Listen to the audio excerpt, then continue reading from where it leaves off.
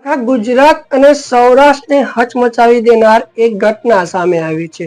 જસદણમાં એક દીકરીને 7 વર્ષની દીકરી ઉપર 30 વર્ષના નરાધમે દુષ્કર્મ આચરવાનો પ્રયાસ કર્યો।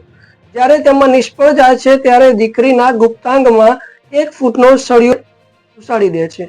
પોલીસના કહેવા મુજબ જ્યારે દીકરી ખેતરમાં રમતી હતી ત્યારે આ નરાધમ રામસિંહ તેરસિંહ મૂળ વતની મધ્યપ્રદેશનો છે તે દીકરીને જોઈ જાય છે અને એકલતાનો લાભ ઉઠાવી અને ચોકલેટની લાલચ આપીને બાજુમાં ખેતરમાં રહેલી એક પાણીની ટાંકી જોડે લઈ જાય છે। એ દુષ્કર્મ કરવામાં નિષ્ફળ જાય છે ત્યારે બાજુમાં પડેલો લોખંડનો સળિયો દીકરીના ગુપ્તાંગમાં ઘુસાડી દે છે।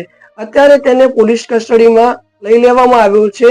ત્યારે દીકરીને જનાની હોસ્પિટલમાં રેફર કરવામાં આવી છે અને એની હાલત બહુ જ ગંભીર છે।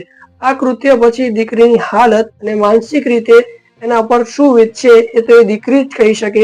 જ્યારે રામસિંહ તેરસિંહના ઘરે પણ એક નાની દીકરી છે અને એક દીકરો છે, છતાં પણ આવી 7 વર્ષની દીકરી પર એને દયા ના આવી અને થોડો પણ વિચાર ના આવ્યો કે આ મારી દીકરી સમાન છે અને એને આ દુષ્કર્મ આચરવાનો પ્રયાસ કર્યો। પણ જ્યાં સુધી આવા નરાધમો આપણી આજુબાજુમાં હશે, કંઈક ને કંઈકના રૂપમાં હશે, ત્યાં સુધી આપણી દીકરીઓ સેફ કઈ રીતે રહેશે। ગુજરાત પોલીસને નિવેદન કરીશ કે આ અપરાધી, આ નરાધમને સખ્તમાંની સખ્ત સજા થાય અને હું બધા દર્શક મિત્રોને પણ કહેવા માંગીશ કે આવા નરાધમોની ક્યાંક ને ક્યાંક નજર તમારી મા, બહેન અને દીકરીઓ પર હોય જ છે, તો તમારી દીકરીઓની સેફટી તમારે જાતે જ કરવાની રહેશે।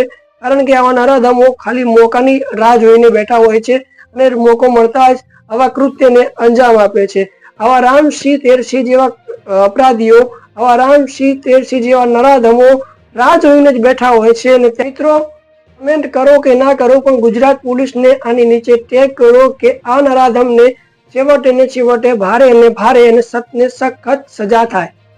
જોઈ રહ્યા છો DM19 news, digital Gujarat, digital news.